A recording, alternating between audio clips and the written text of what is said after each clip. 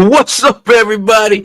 It's your boy, Coach Booker, man, in the building, man. We back on the line sports media, on the line podcast, on the line after dark. We're gonna do it big 2025 show. This is episode two, 2025, man. We took a little break during the holidays. Hopefully, everybody had a great and wonderful holiday, man. And we appreciate everybody joining us, man. We're on Typically, we're here on Thursdays. Thursday night, we typically cover all of our middle school sports, all the CMS middle school sports, us as well as BTO. We've partnered up to make sure that we are the go-to for all the social media outlets for CMS sports moving forward. Uh, Here recently, middle school basketball, which has been very, very exciting. And we've been doing games of the week every week. And that's been super exciting for the On the Lines sports media crew, man. We've been going into some middle schools, man, and we have encountered a lot of young athletes, man, seventh graders and eighth graders, man, uh, balling athletes, man, like kind of what we used to seeing, as we navigate our way through CMS and getting to see some of these student athletes, man, in the seventh and eighth grade, man. It's been a pleasure to be able to partner up with BTO Sports as they try to they've come up with a format for Sweet 16, Sweet 16, the best of the best, and we get the privilege to go out and shake hands and really discover some of those youth athletes. But tonight, man, we did kind of a special edition, man, due to a huge uptick in violence in our communities, man, in our neighborhoods, man. We have, we kind of lost. Um, Formerly, Beatty Sports Saints, we existed for about 17 years, man, and we mentored and coached a lot of the youth in this community. A lot of them are young teenagers now, man, and unfortunately, um, the unfortunate thing is that we tend to lose a few of them as we move forward. And we wanted tonight, we just kind of wanted to sit down and we lost a young man here recently.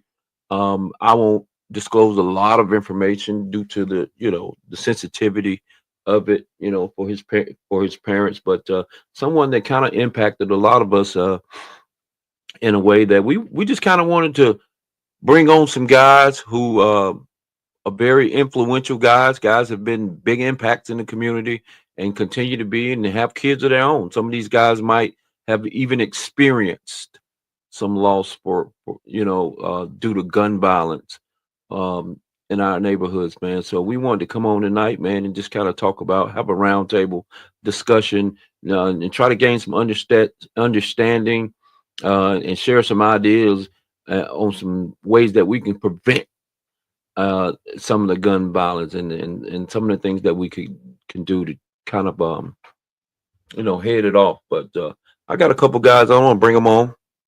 Um, I got your boy Tony C in the building, big influential guy in the neighborhood. Thomas Brown. He was one of the original OGs, Beatty Ford Saints, man, and he also Aggie. Look at little Aggie pride on here.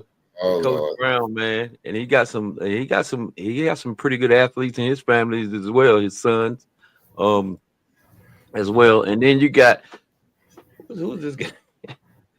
Your boy Mike Tomlin. Oh no, my bad. Here we go. It's Early, starting boy early. Randall Clark, man, Impact Coach of the What's up, man? podcast, man. And What's happening, fellas? here with us, man. And what's up, man? We're gonna have. I think we'll have some more guys to join us. I sent out the email for them to join us, man. Some guys get a little camera shy, man. You know what I'm saying? They don't want to be on camera. I mean, it might be Oh some yeah, warrants. oh yeah. They might have some warrants out, man. I don't know. I don't know why these guys want to. I'm glad, Coach Brown. Thomas decided to join us. He's one of the first ones that wanted to get on and kind of just have a little discussion, man. So we'll get right after it, man. And I'll just ask just the basic question, man, is what do y'all think is contributing to the uptick in the gun violence and just the entire state, not just here in Charlotte, across the country, pretty much, man. in the country. Ages, Constantly.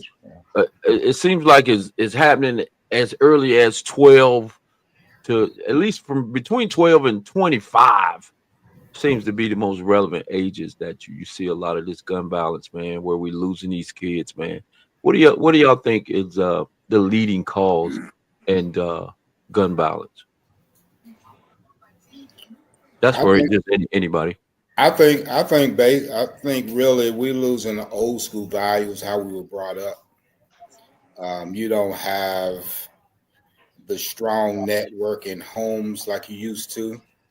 You used to have a community. You used to have that big mama in the neighborhood that would straighten you out if she saw you looking a certain type of way. You had uncles. You had. Mhm.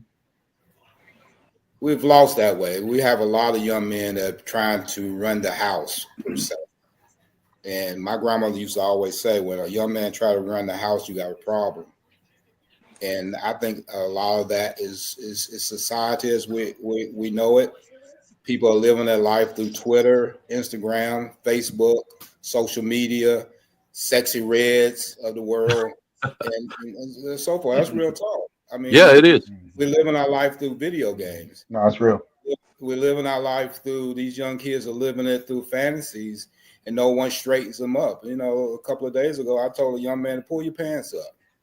When the last time you actually told someone to Mm. pull your pants up? I couldn't walk in my grandfather's house with my pants down, or I had in my house, or at the table as we were about to eat. We've lost prayer. We families we grew up, we had prayer and families and times we met at the kitchen table.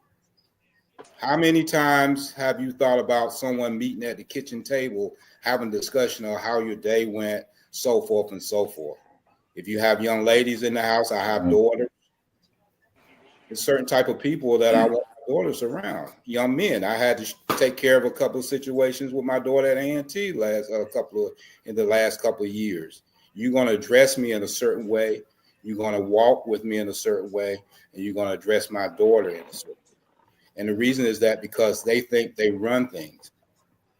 They've lost their way, and this is a society. We've lost a generation, and how do you gain that generation back? Right. Good question. Mhm. What's your take on it, Alex? I think Brian. Man, I yeah, think Brian, I Brian hit agree. it on the head. Go ahead, Tony. I'm sorry.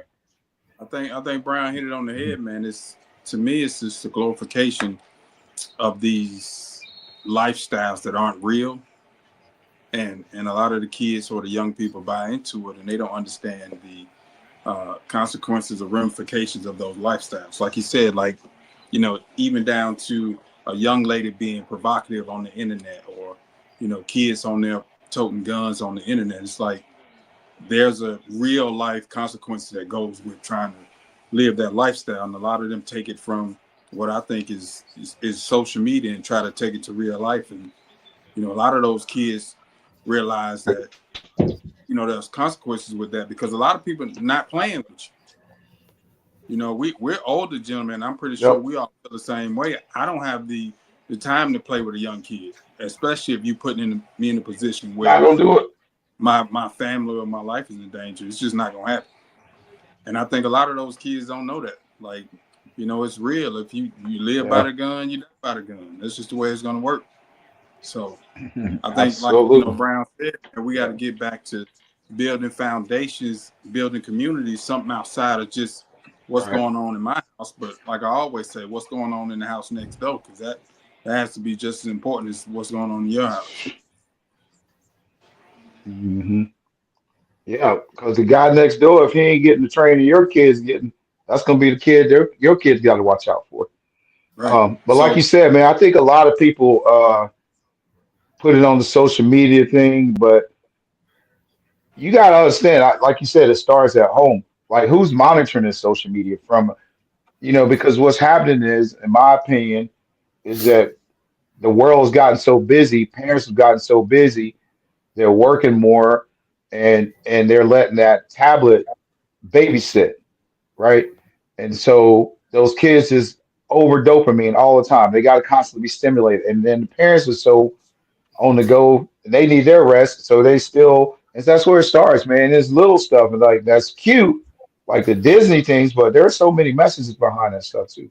So, and then the influence of social media, from people they just know, their peers, it's haywire, bro. But parents back in the day Haywire. worked. No My respect. grandparents, my parents and my grandparents worked 2 or 3 jobs as well. But they Right. always sat down somewhere in that limelight. They brought you in and asked you what's going on around you. You know what I'm saying? Sometimes we take that as a Right. crutch per se. Oh, I work so much and this and that. But tell me, you have time to do everything else that you want to do. You want to go to a certain concert, Hmm. want to go to a certain NFL game, you want to go to an NBA game, you want to do certain things that you do, and we use that as a crutch per se. I don't think that should be used like that in a sense because I know everyone in this group right here. I bet you as well, Coach C. Your parents or grandparents, you've seen someone go out your door a couple of times a day to try to make something over your head, correct? Right. Right. Hmm. But how do I we would gain? say this. I agree with you in the sense. Well, here's the thing. Like, but we have to be kind of honest in the assessment too. So we didn't have those type of influences. Everything it was in our immediate circle. That's what we're influenced by. Not everything we see. You understand what I'm saying? So we're not influenced by social media. We didn't have that, right? So it was no need to have a tablet babysitters because we were more family units. If your parents are at home, you were at your aunt's house, or you're at your cousin's house. So it was more of a unit, but the family unit's gone. So it's kind of like we share a last name. That's about it. That connection is gone. So I think everybody's kind of like a fend for yourself type deal. So yeah, so of course the kid's gonna be left to their own resolve, and they can do whatever they want when the parents aren't around. Because let's just face it, things are more expensive, but people aren't making the money. So sometimes we don't have choices. So I think we have to be kind of fair what times we're in also. But to do leisurely things, I'm with you. Like to go to a concert when you could do these with your kids, I'm with that. But I'm saying for that person that really has to work and they don't have no choice because they can't afford daycare after school. You see what I'm saying? So I think we have to be kind of fair at that assessment also. That's true. That's true to a point. So, Right. I mean, and all those are great points and great views. Do we have enough, as far as you guys know, resources out here, programs out here that can help redirect the mindset of some of these children, the exposure that they're getting? Have you guys seen any more organizations or know of any other organizations that these kids can be a part of that can help, kind of redirect them? I remember they used to have that midnight basketball, man, at the Hmm. rec centers. They used to have we used to have sleepovers that and which consist of a lot of speakers and At Betty's Ford. guys. I mean, at Hmm. Beatty, even at the Beatty Sports Saints program, man. Do you guys know of any? Are they at the fingertips of these parents, or they're not available? What do you guys know of any? I mean, Maybe not. I'm so far to the loop coaching youth football. I really don't know anything, but there aren't any things because one, things are. I mean, would you trust your kid at an overnight event now? Well, I know Would you trust for his safety? with the sheriff department and with the YMCA, they have a lot of those programs for after hour things and different trades that kids can get into. I don't think it's heavily promoted, but there are programs out there. Hmm. But I agree with what you're saying, Keith. There can be more money and more funds allocated, whether it's city, state, or government, to give those young people something to do. I mean, we got people, starting 501(c)(3)s all the time. It seemed like we could put more energy into actually Yep. saving, through programs. Yo, absolutely. Just got Um, to do the research, I guess. I think you just have to do the research. Mhm. I'll take it a little bit farther. Is that a lot of the activities back in the day, just when my oldest son, when CMS and a lot of people in the state took the activity bus away. mhm. It used to be kids could stay after Oh man, school. that was huge. Just think about those kids Hmm. that need to be away from, they have some family situations. And you used to ride the activity Right. bus. You didn't play sports. You could have been for a club, choir, ROTC, or whatever. They took that away, Hmm. part of state of North Carolina, Yeah. because you could stay after school. Think about those activities. Those kids could stay after school to promote, or they might needed some extra help in the classroom. You Right. get what I'm getting at? Yep. Some things will pour back out of our Yep. You society. can stay. And another one as well as was in high school, you could go to shop, you could go to mechanical, you could do bricklaying. Those activities were pulled out of pretty much high schools in North Carolina, correct? It's some kind of coming back a little bit. But I don't know, Booker, remember at Dudley, we could go, you could stay after school, you could do all kind of different activities with your Absolutely. hand, carpentry, Hmm. all these as some kids were not academically sound, but Right. they'll go to school for these trades. They pull the trades out. Think about Trades. Yep. trades were pulled out of the school system and crime went up. Think about all those right there. Think about the student bus drivers that they used to use back in the day. Those kids were Yep. I remember that. better drivers than the adults. They gave them opportunities, they gave them monies, and they gave you some type of ownership. Not everyone is built to play sports. Not everyone. Yeah. Nah, that's true. Just, just think about all that. That's when the crime started. Nah. Yeah.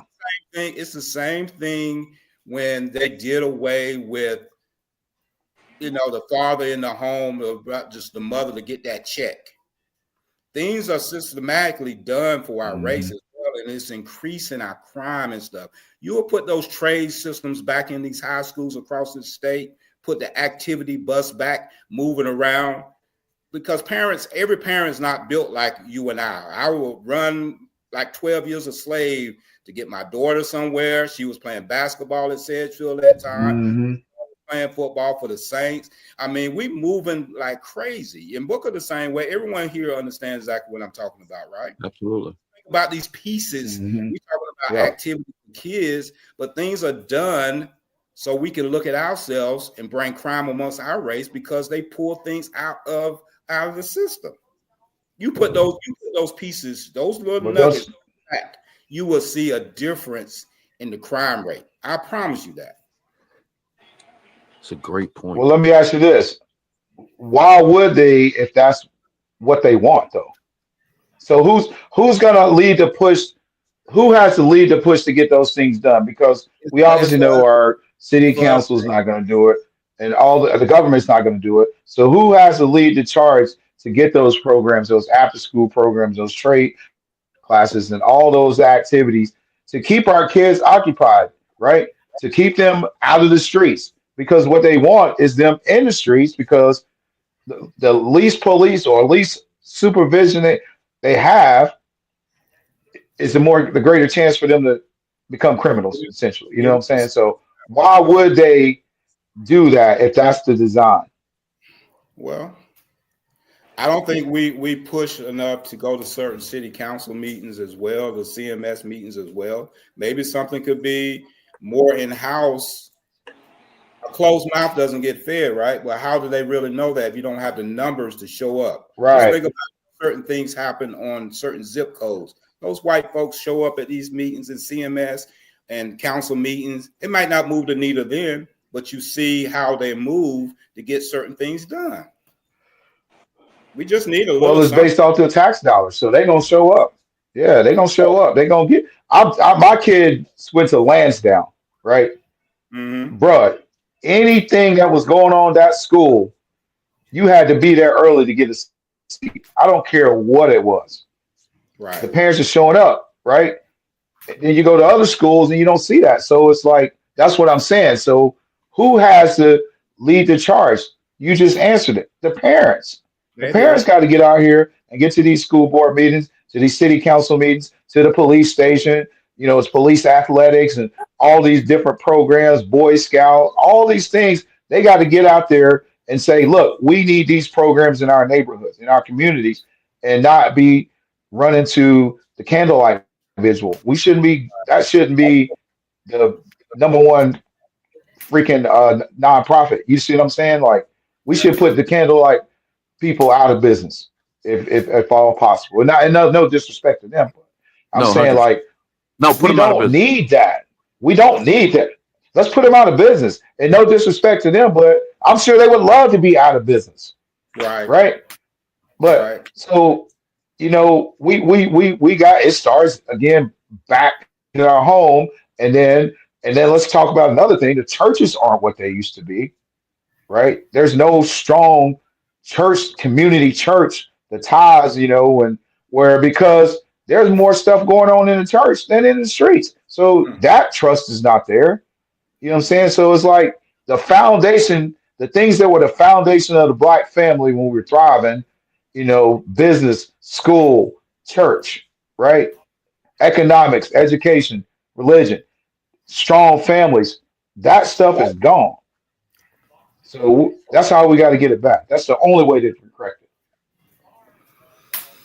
True. I can tell you, I can tell you, my perspective, just one perspective is we were like when I moved to Charlotte, I was a part of the police athletic league, and what Brown talked about is when he talked about the activity buses.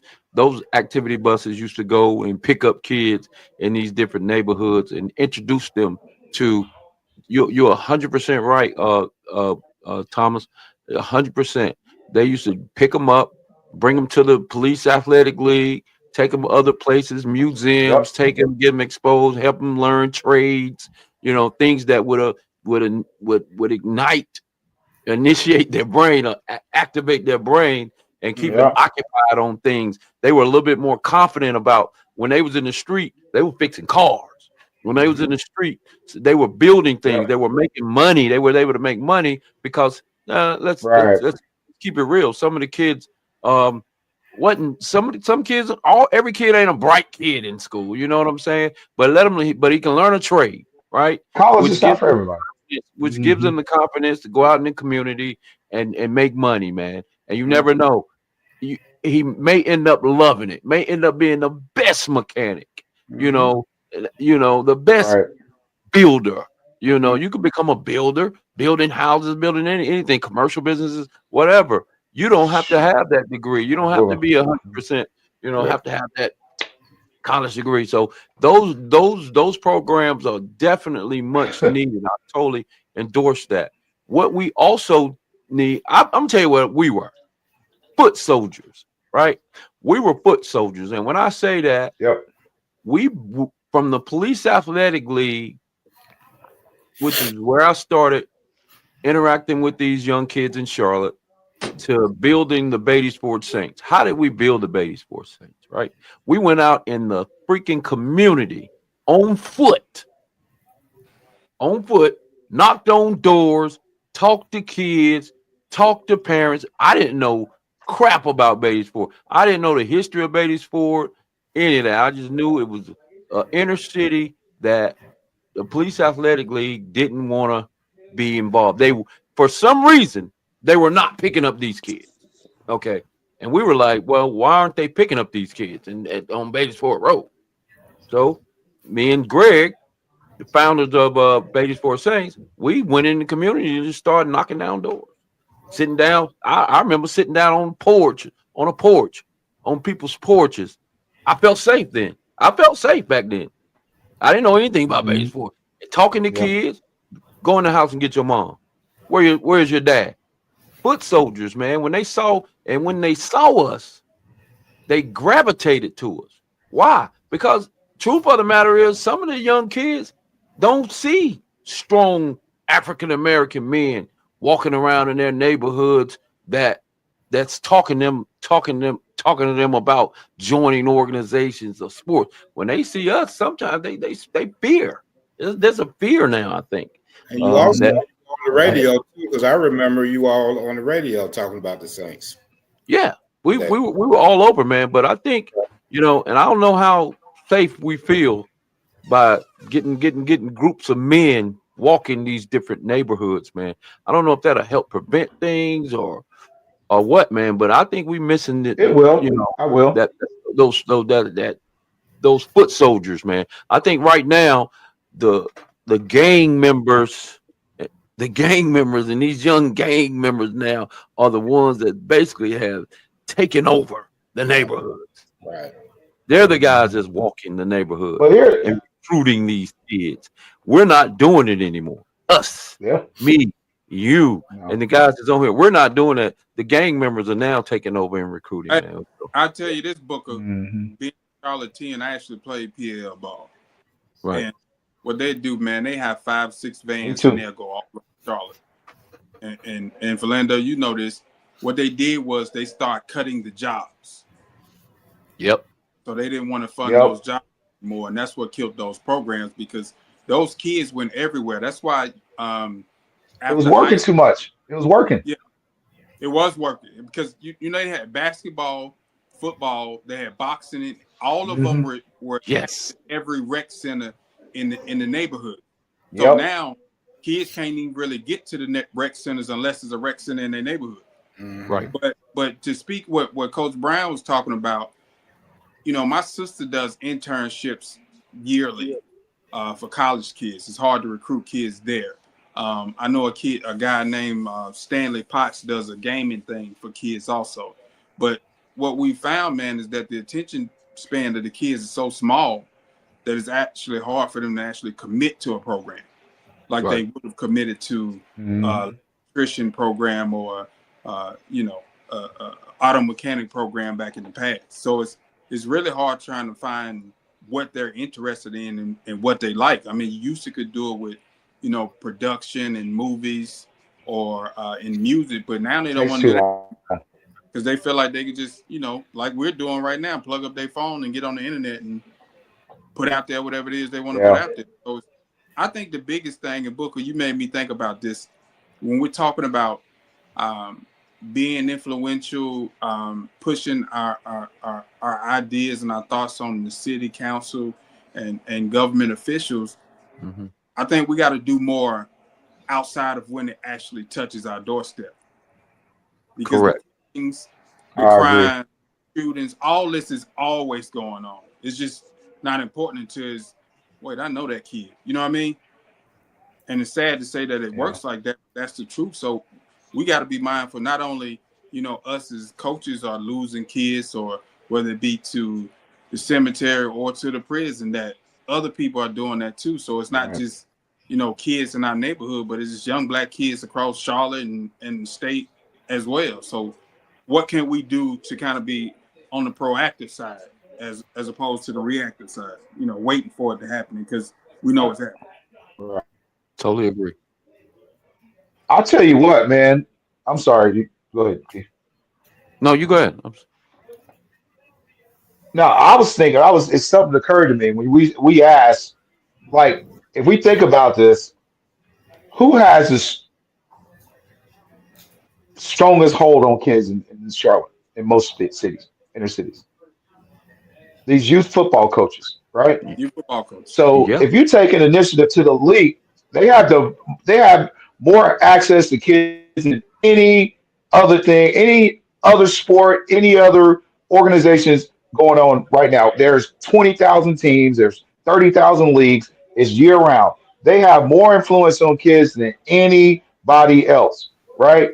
So you take it to the leagues and say, listen, if this team organization doesn't have some type of after school program, some kind of nonprofit that's actually benefiting kids besides football, they shouldn't be allowed to play.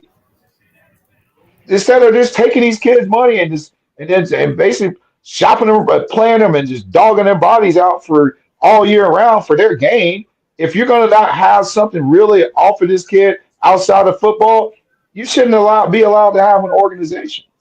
And if you want, 100%. that's they got more influence than anybody. They have more influence than anybody in this city and most inner cities around the country. So if you're 100%. going to say you for the kids, then you have to show you for the kids, or you can't have an organization. I guarantee you, things will change. Absolutely great point. Huge change. Absolutely. Hey, George, thanks for joining us. I think your mic might be muted. Yeah, I was trying No, no, to. we can hear you just fine. Okay. Yeah. I'm I assuming can you hear you, want to George. weigh.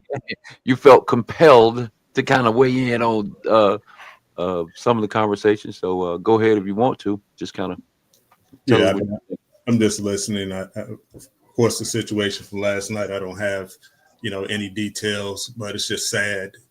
I just was thinking about kids that I've coached in the last 3.5 years, 4 kids, that I personally had hands on, were lost to gun violence, and it's just ridiculous at this point. And this is a never ending cycle. It's not just here in Charlotte. I get those calls from back home and other places. So I've been listening to you guys trying to think of and talk about solutions. I right. really don't have any because a lot of this stuff should be top of mind for our government. Everything that Thomas talked about, the programs. I just was thinking about the programs that are lost in every community. When I was coming up, we had the rec center, and a lot of it had to do with the fact that we had neighborhood schools. So we had schools that were right there in the communities that we could walk to. So it wasn't a bus involved. It kind of kept people of like economic and everything else kind of close together. So, Yeah. a lot of times you're dealing with a kid in your apartment building and you called him your brother. Okay. So you grew up with this Right. guy, you have little beef, but you never have that big beef that ends in this kind of stuff. So, I'm just saddened because, I think back to joining Beatties Ford. That was probably my big mentorship opportunity here in Charlotte when I got here. And for all the faces and families that we have encountered, I feel for those who have a loss, and I try to keep my hands on as many kids as I can. We have some kids that are public that are easier to find, if they're playing the sport or they're off now into a certain business and with social media. But there are kids that we kind of lose track of collectively. And that's the part that I would love for us to do. I have rosters at home from many years. I would love for us to do a canvassing and see where these young men and young women are, because we had cheerleading as well. Yeah. See where they are in their life cycle, and if there's something that we can do, to help them. A lot of it doesn't have to be financial, and we Right. learned that through the program. A lot of it is attention. If we can go back and offer attention to these young people, maybe the word that we can offer them might be the thing that gets them over the hump, to move on to the next day. So that's my input, and I appreciate y'all giving me that opportunity to speak. Yeah. No problem. Um, I I think Philando touched on, made a good point. And I think if we were to come up with, we say there's no solutions. Where do we start? Where do we try to curve it? You know, what ages does it start? It's getting younger and younger, right? So where do we start? Where do we cut it off? If we wanted to do more than what we're doing now, where do we start? With the youth organizations that are still existing. Um, uh, at the PALs, what is the message when those kids are there? I don't know what there's PAL still exists.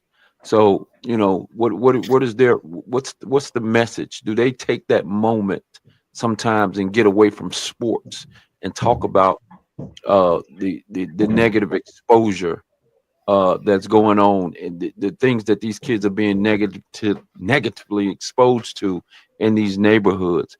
How are they being exposed to it? You got to have that conversation with those kids. Where do you have those conversations when you I get really, I really think it American? starts in the middle school years. That's What, where the okay, wait a kids minute.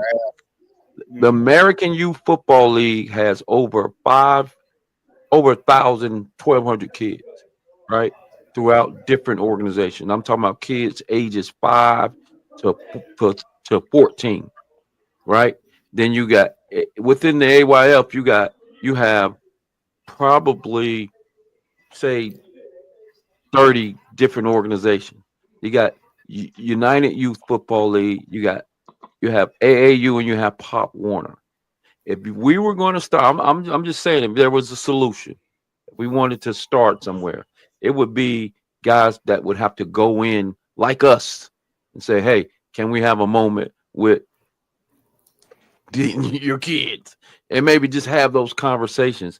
Maybe I'm sure we would have to introduce them to some type of programs, preventive programs or whatever, helpful programs like we talked about earlier. But they have the most impact. They could potentially have the most impact in redirecting these kids. Is the youth organization? That's a great point. I just wanted to bring that point back out. I agree. I think it should be like it's mandatory. It should be no question. That should be the first question that they ask you. Okay, what's your nonprofit and what do you do for kids outside of football that you're doing and not what we're gonna do? What do you have in place right now before we allow you into this league? I mean, is as simple as it seems, it should be the priority. Like we just said, they have the most influence amongst kids than anything in this country. You They know, do. rivaled by rap music, honestly. Yeah, Yeah, and I think but the, back then, Pop Warner. I remember when Pop Warner interviewed us when we tried to when we initially started the Base for Saints and we wanted to, get involved in a football organization. So they used to ask us, what else? I mean, we went through a strict interview. What else do you do Right. outside of football? What other programs can you offer these kids? How can you sustain your funding? How do you plan to sustain your funding? Keep keep your equipment updated. Um, so they did ask those questions that you're talking about, Philando. Back then, that was Pop Warner. I don't know if their, of course, I don't know if their interest was the same, to try to help prevent kids from you know, potentially getting into Hmm. street violence and gang violence and stuff like that. But they did ask those upfront questions, and that was part of whether you were qualified to be a part of the Pop Warner organization. So I think they do need to go back to that Hmm. because certainly gun violence wasn't anywhere close to as relevant as it is now. So we've lost we've lost it Right. somewhere. There's been a huge disconnect. So We got to replant the tree. Because I'm sitting here thinking about it. We're talking about Right. football and basketball and those things. The root needs to be the mentorship. The yeah, foundation needs to be mentorship, pure, just mentorship. All these other roots come off because as someone said, and we know this, all kids are not going to be a football player, basketball. There's so many other avenues. So we got to replant the trees and then get the Hmm. right fertilizer, which is Absolutely. the communities, the men, the governmental agencies, the funding, because we know the lifestyle. Even when we were with Beatty Ford, getting the money was always the challenge. We certainly. the mission, we had a mission statement. We touched at a lot of things outside of football, Hmm. but when it came time to get the money, we couldn't find too many community members that would come up and help us get a couple dollars. We couldn't even get a lot of the parents to pay the dues. We would foot the bill and we Hmm. did it gladly because we wanted to see other kids succeed. That's one thing I loved about Beatty's Ford is that we came from some of everywhere. Like Thomas says, some of us had means to do things that others didn't. We can drive around and pick up kids from all over the city, and because we had gas money, but we gave of Hmm. ourselves a little bit more. And myself, I'll take some blame for myself that once my children started getting of age and started doing things that required my attention, I didn't do a good job of multitasking. I gave up things that I probably still could have had my foot in, whether it was my fraternity, whether social activities, even certain corporate things. So I'm going to take it upon myself to rethink who I am and see how I can help the next person. And I think we all just need to look introspective and figure out how we can start from the root of something and build out. So one of the hey, G, yeah. that sounds like an excellent plan, but in the last 10 years that I've known you, always been present. So Yeah, I don't know what you're talking about. every day. I don't. all Yeah, the time. I don't know how much you're gonna question yourself for the work that you done did. That, yeah, it's a little crazy. But I'm totally with you. And I I Um, think appreciate you. that. I'm totally with you as far as the Yeah, root, for man. But sure, man. go ahead, Philando. No, I was gonna say it's almost hard to find a youth event and not see George there. You ain't And never I been think to he's speaking more on his there. personal side, Oh more no, he's personal been than there. the public. I think that's what's. He's been there. Yeah, And I'm saying when and he was saying taking it upon himself to change things, I think he was speaking more about his public personal life. Yeah. Yeah, just rearranging things to be back more present. Yeah, yeah, I go to Yeah. game because frankly, I love the game. I love to see kids that I know. I'm aging out of kids that I know now, so I support the game more than that. But things that I still feel like I have a value to people. But that's we all still talk to the older kids, Absolutely. the older young men, and there's value in that for them and us. So right. I think we also need to try and engage that younger group, those alumni, because they speak the language a little bit better as we start to age out. When I was looking at pictures today, the team, the quad, I first got him on, it was 2012. That's a lifetime ago. Yeah. You know what I'm saying? I don't know Hmm. the music, I don't know the culture, but there's some kid who was coming up through our program who's 21, 22, who knows that stuff that could be, that bridge or be that person. So I think Correct. we need to also reach back to that because I have seen some young men, from out of our Babies for a family who are coaching now, who are supporting their younger siblings and doing a fantastic job. Yep. So we as the older guys, we need to keep them Hmm. encouraged that they're doing the good work now. So I think the Yep. word root from UG is sticking with me, man. And Coach A.T. Tillman always speaks about this, about how more important it is being a mentor than a coach. And I think us as Hmm. coaches, I think there are instructions from God, and it's something placed on us to work with these kids, right? Certainly. And I spoke about it this week in a group that I have about not allowing your devil talents to outshine your God-given talent. mm, And I don't want to, Hmm. catch the guys who are younger guys that are in the coaching at the youth level, but just being around it don't seem like they care. The idea behind being a mentor and doing it the right way, and like Coach Clark said, implementing programs that are more than football, it doesn't seem like they care. All they care about this is just way. boasting on Saturdays and boasting on the internet.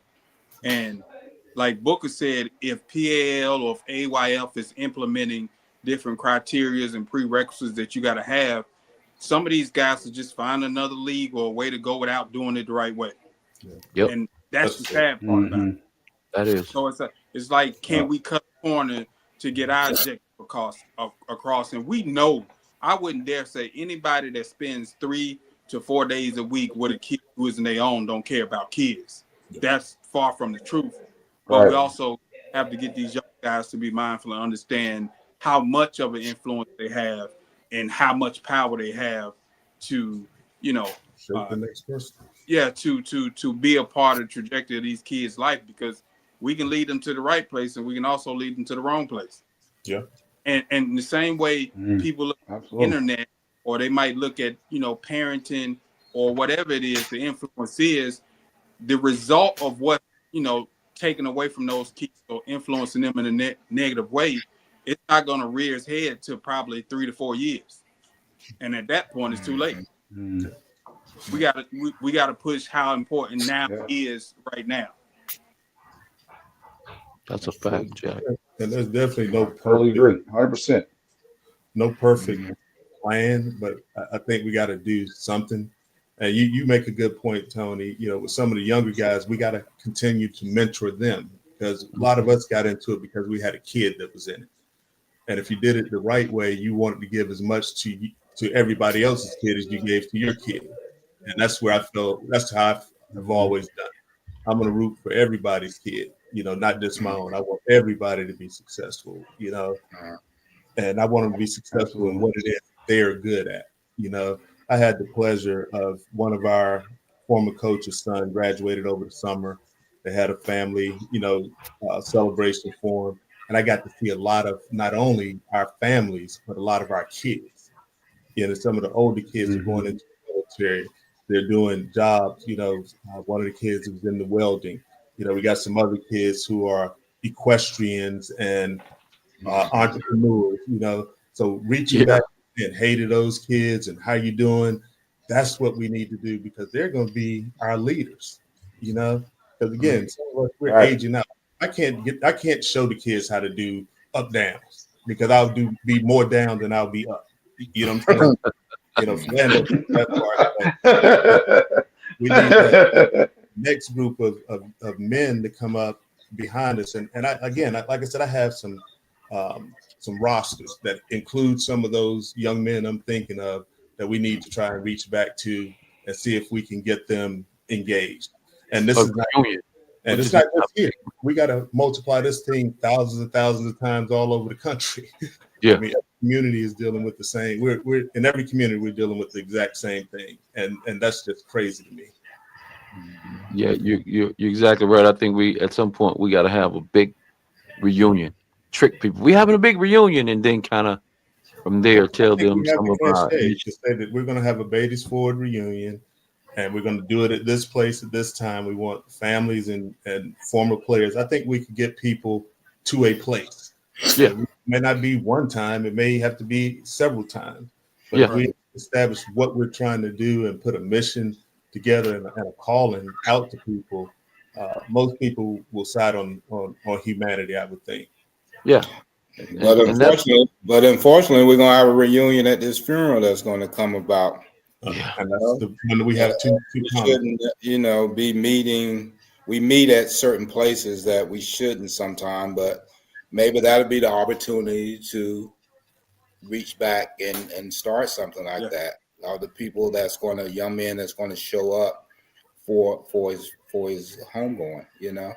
I hate to, yeah, some things happen. I hate to say it for a reason, not for a reason, but something to flip us sometime to get some actions going. There's a lot of young men are doing some real good things out here. I'm so Yeah. proud of when I see them, on their Facebook or their Instagram, or it's just like Booker's son. I mean, I've known him since he was a young, probably about 10 years old. He played for me 1 year over at the Park Church, and yep, man that passed away, he was on my basketball team as well. After football season for the Saints, I said, "Come on and play some basketball with me." Just we don't have that engagement like we should sometimes, and we are so busy doing other things. But I just feel for his family at this point because I know him so well since he was probably about 10 years old. yeah, Exactly. man. I It's think it's a sad thing. Yeah. Go ahead, Tony. I think what you said, Coach G, is very important, man. It's just us reaching out to those guys because we got more success stories than the stories that we're hearing about today. Yeah, True. And, Oh, absolutely. that's why I think it's important that you got kids that are doing it the right way, who have that success. Where you got, the Zion Booker Foundation, the Jalen Bowden Foundation, the Kevin Costello Foundation. Those kids that are really not only owning their own talents and gifts, but trying to really do something to give back to those communities. So I'm with you on that, man. Just getting to these kids and saying, hey, what can you do? Because sometimes when you do have that success, and sometimes we'll see it in our own kids, that they get so caught up in the success that they don't understand that a lot of that success was because there was a community, there was a village that put their arms around them so they can get to where they are. And we know as young people, we're so focused on what we're trying to get to that we don't stop to see how important that is. that's true. Correct. Yeah, Mhm. man. I think Orlando, you want to add some of anything? that movie. Yeah, man. I was gonna say just based off what George was saying. There's a movie out, Forge. I don't know if any of you guys have seen that, That's my Mhm. book. but it's basically about shit. And I think that's exactly what we need to do. Is like you grab a kid and we form a group, and each one of us pull a kid in, and next thing you know, this thing is growing. 10 years from now, those kids pull people in. So, I think you build a strong community like that, with men like us, that's has experienced a lot of kids, but more than anything, we want to see them do the right thing and see them be successful. So I think something like that, starting some type of group where, like you said, we can have the reunion and then kind of introduce a program like that. But we have to be really intentional about it and not just say it, you know what I mean? So, but I think one of my questions is, what role do you think like the church plays in all this? Like, what role, how influential can the church be in something like this? I mean, they definitely can be influential because they're on every corner, so they can, they have access to everybody. And I won't knock churches because I know a lot of churches that do have programs, that are internal to their church, and maybe they do a better job of communicating it out or allowing people who are not, in their church community to be a part of them. But I won't completely knock them. But just like anything, there's more people that need help than programs to support them. So. But I think the call would be the same thing. If a solid program is developed, like Booker said, you got to walk and knock on doors. You got to knock on those church doors and say, hey, I have this thing. Are you interested in helping us? And you're going to get some doors in your face, but you might get some to say, hey, every third Wednesday, you can have our basement for fellowship or, tutoring or what have you. So I won't knock them all because I think there's some good ones, but the thing we don't have is any thing that's cohesive or congealed. That's the problem. Everything is independently owned and operated, to use a term. So that's my 2 cents. I think we got to just knock on doors, and when I say we, anybody who has a program, you got to knock on doors of people who have more touch in communities than you may have. Exactly. Hey, I will say this, man, and Coach George made me think about it, man. I know I've been to what's the sports camp, Booker? Huh? What's your sports camp? My sports camp that I had was Compete sports. Compete sports. Yeah. Okay. I just wonder, when it comes to you guys directly, whether it's compete sports, and then, just the period that I've known you guys, I want you guys to be mindful that whether it's you're in the weight room, you're in the games, you're inviting kids to camps and get them involved. I want you guys to know that me personally, I've seen you doing your part, because it's just those little evenings where it's a football camp, where we're weightlifting or training that make a big difference more than what we think it may have. You know what I mean? So the question isn't to us, and I'm just saying this if you guys maybe think, because I know we're always thinking of what we could have done different. It's just how do we get more people to be of the like and same, share the same ideas that we have, because we're doing it and we're not the only ones doing it. But like Coach G said, we just got to find a way to build a collective, man, to get it done on a big scale. Because those 1 day camps and 2 day camps and weekends, those mean a lot to those kids, man. More than we understand that they do. Absolutely, they do. Man, I wanted to talk about the potential. I just wanted to talk about, and maybe Philando, you probably can help me out with this. It's the mental health of these kids, because apparently something pushes a kid to move from being this innocent kid at, and I've said this before, 7, 8, 9, 10, cute little kid, great little athlete, smart in school, and then all of a sudden everything goes to the left. They start getting exposed to guns, sex, drugs.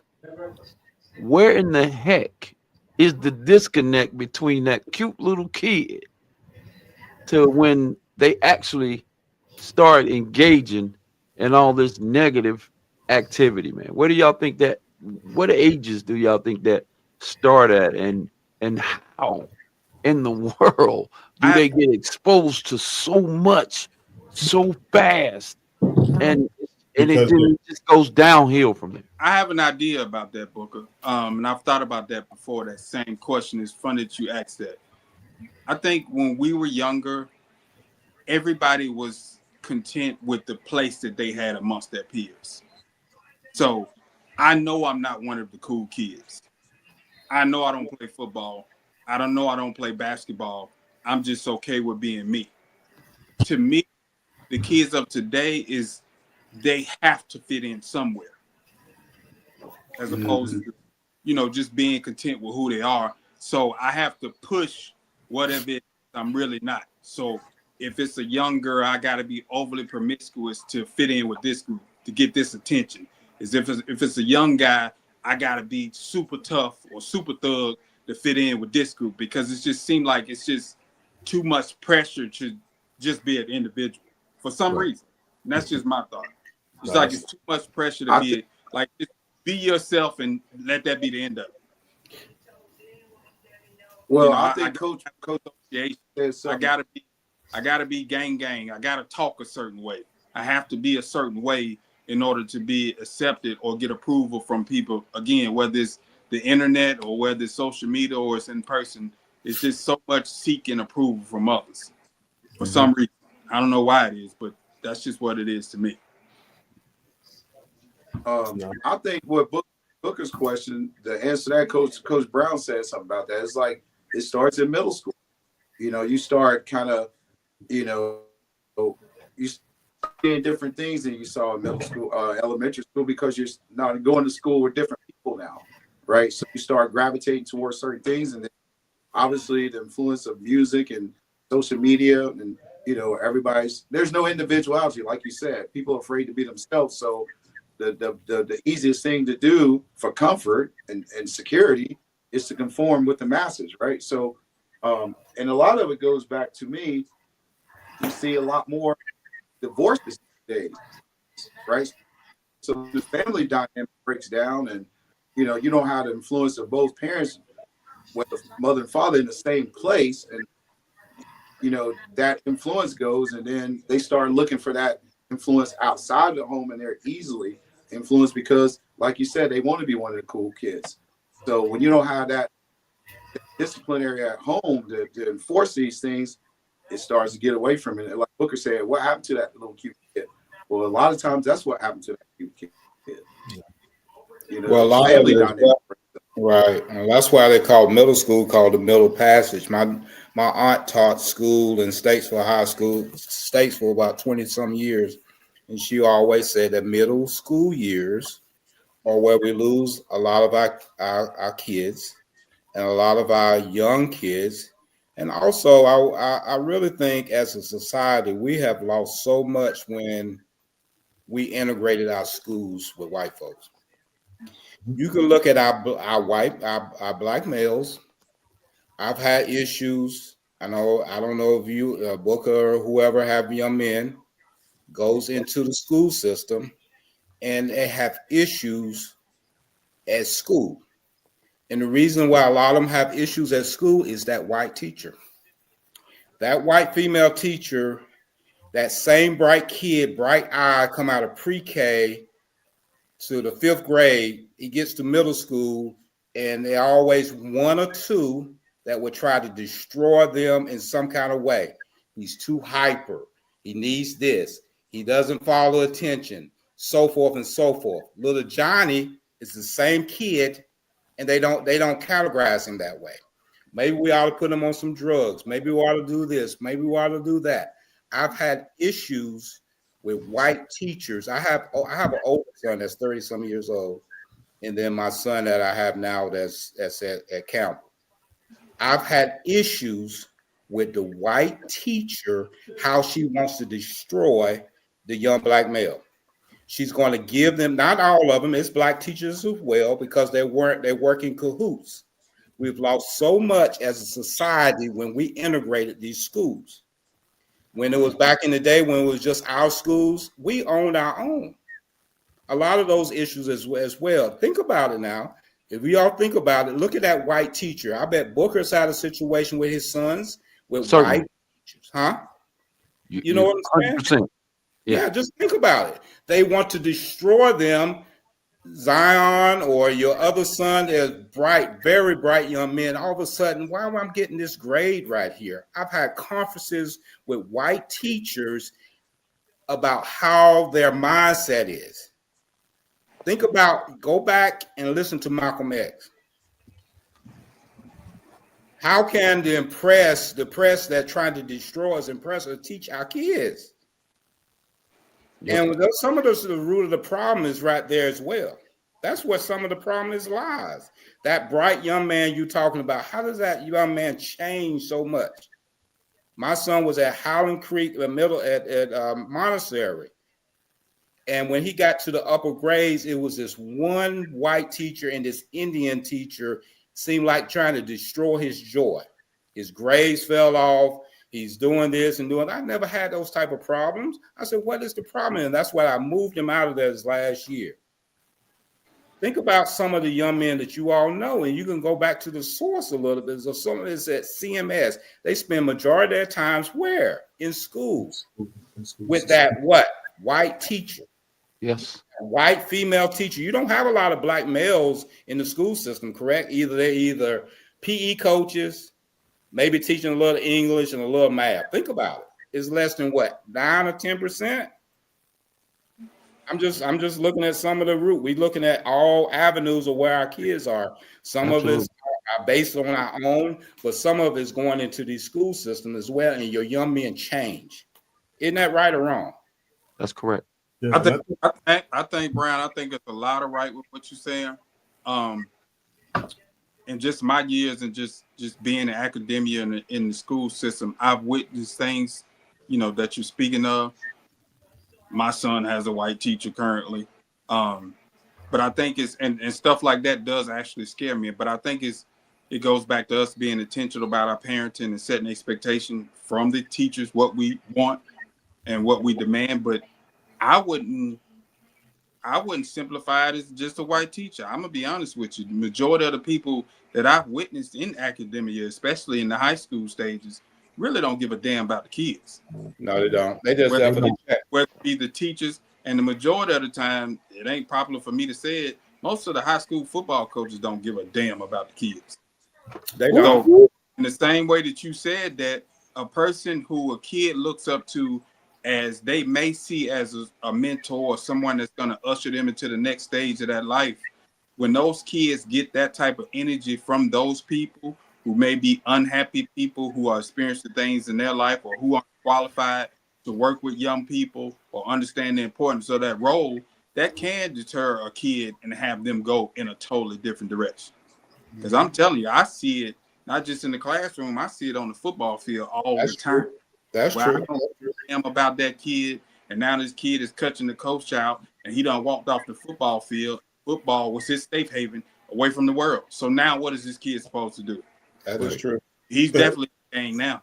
So I think you are totally correct. So I won't just identify one group. I'm gonna go with educators all together. Yeah, that coach spends so much time with your young men, if it's wrestling, whatever it is. I mean, they're with them. It's just, they have a big influence of them. So they're missing a lot of sensitivity training and just a lot of understanding of, who your demographic is. I know in corporate America, we do it all the time, and I think the shit is unnecessary. Mm-hmm. Totally a waste of time if just to, cover the company's ass in case they get a sexual harassment lawsuit or something like that. It's a waste of time for me. But in areas like you say, with kids and education, there definitely needs to be on the teacher work day instead of us cleaning up the classroom. We need to be doing some damn training. That's true. You're right. On how to handle these kids. But Steve brought something to mind, and every household is not strong, and we know this, but advocacy starts in the home. We have to be parents that are willing to go to bat for our kids and go to those schools like sounds like Brown did and stand up for our kids. We also have to be, as parents, tough-skinned enough to let other people into our kids' lives that we feel are good mentors for them. Because with my children, I've always had someone who was outside of the household that I could have passed the message to my children, because they will take the message from them versus dad just telling me what to do. I'll put it like that. So that was one thing growing up. I grew up in communities where front doors were open. You can go into anybody's house, anybody could whoop your butt, but you had people around you who cared about you. We've now gotten to the place where we're in our house. We don't even know our neighbors to the left and the right anymore. We don't even hang out with our families anymore. I'm guilty of it. I got so many family members, little cousins and stuff, and I try to get to their stuff, but I haven't said, oh, y'all come to the house every Saturday so that we can do something that I can take some of the burden off of your parent. Again, we have to curb this stuff because, our kids are like us. How slick were all of us as middle schoolers that our parents never knew things that we did 50 years later?